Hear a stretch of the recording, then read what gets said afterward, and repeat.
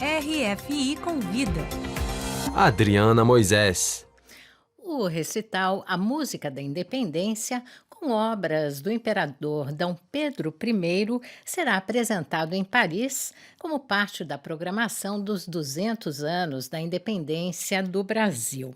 A RFI tem o prazer de receber hoje a cravista em informática Rosana Lanzelotti, criadora deste espetáculo e fundadora do portal Música Brasilis. Bem-vinda à RFI, Rosana. Muito obrigada pela acolhida, Adriana. Muito feliz de estar aqui conversando com vocês. As composições, Rosana, que você apresenta nesse recital ao lado do ator Antônio Interlandi, que interpreta o Imperador, fazem parte de um novo projeto de resgate de partituras inéditas do portal Música Brasilis, que você mantém para a alegria dos músicos brasileiros. Qual é a importância e assim a abrangência, a extensão desse novo projeto de resgate de partituras e manuscritos? Adriana, é muito bom poder, nesses 200 anos da independência, valorizar esse aspecto que é desconhecido do nosso imperador. Dom Pedro I era um bom compositor, colocou seu talento a favor do Brasil e de Portugal. Nós vamos apresentar nesse espetáculo as duas obras, digamos assim, mais importantes e mais conhecidas de Dom Pedro I, que são o Hino Constitucional, que ele escreveu no Brasil em 1821, mas que se tornou o hino oficial português desde 1834 até 1910, quando é proclamada a República em Portugal, e o nosso querido Hino da Independência, que é dos hinos de que mais gostamos. Ao lado dessas obras de Dom Pedro, vamos apresentar também obras de outros compositores daquele período, os mais importantes, José Maurício Nunes Garcia, Marcos Portugal, e também do professor de Dom Pedro, Sigismundo Neukomm. Todas essas partituras, assim como muitas outras e de outros compositores em domínio público, farão parte desse projeto que iniciamos esse ano, em que a gente tem essa missão de resgatar 5.000 partituras de compositores brasileiros em domínio público. É um desafio muito grande. Eu e minha equipe estamos muito felizes de ter essa missão pela frente, porque a gente sabe que os músicos precisam ter acesso às partituras para tocarem a música brasileira. E se os músicos não podem tocar, o público não pode conhecer. E você já está aí desde 2009 alimentando esse arquivo maravilhoso que democratiza, na verdade, a música. Rosana, qual foi a formação musical de Dom Pedro I? O que ele transmitia em suas composições, além desses hinos, o que ele gostava de tocar? Aí na pesquisa que você fez, você descobriu essas particularidades? Sim, eu estou inclusive escrevendo um livro sobre Dom Pedro, compositor, que eu espero que esteja pronto até o final do ano, e já tenho estudado muito a respeito dele, dos aspectos dele como músico. Ele tocava diversos instrumentos, segundo as fontes da época, tocava clarinete, cantava bem, tocava piano forte, tocava outros instrumentos também de sopro. E ele usou o seu talento musical, Adriana, para promover o Brasil e Portugal.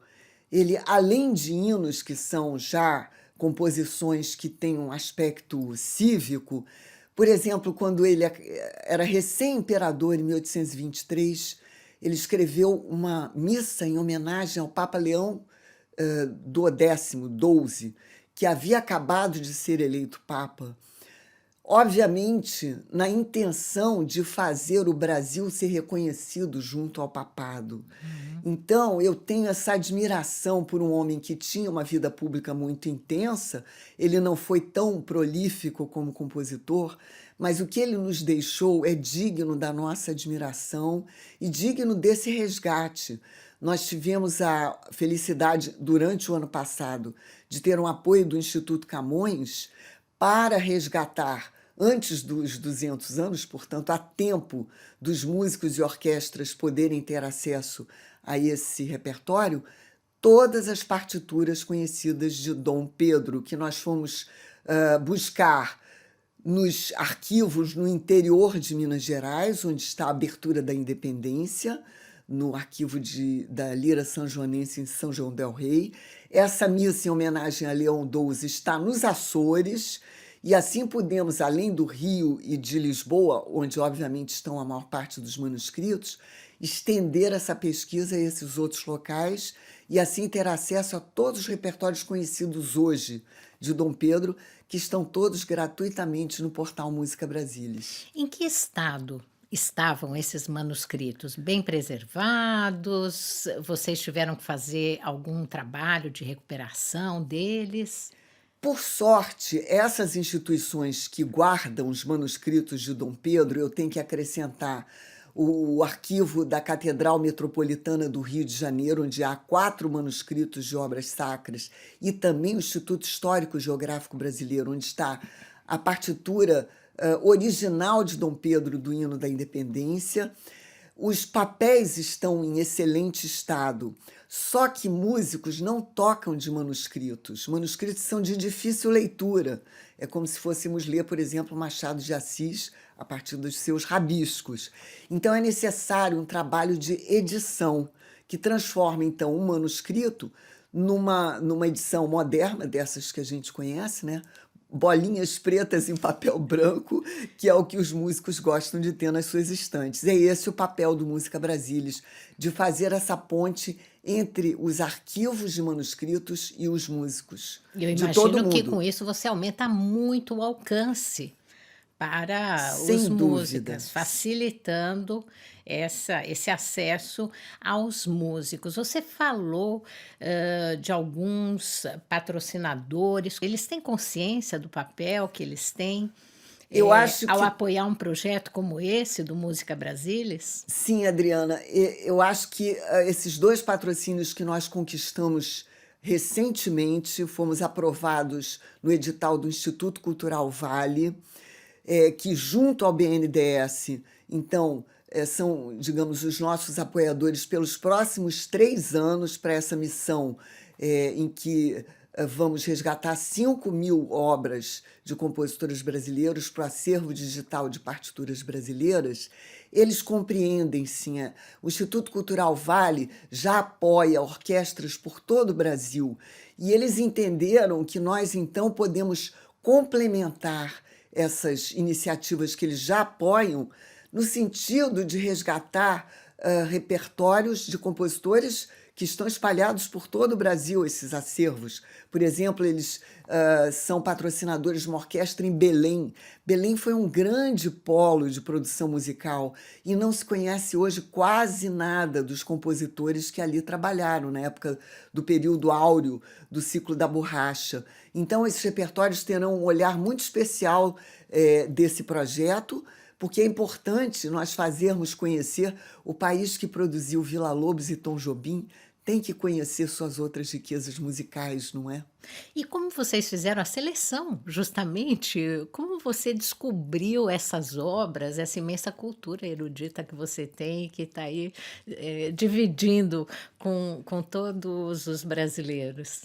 Ao longo desses 13 anos de Instituto Música Brasilis, que foi fundado, como você disse, em 2009, nós estabelecemos uma rede muito extensa no sentido de incluir pesquisadores, orquestras, músicos de todo o Brasil.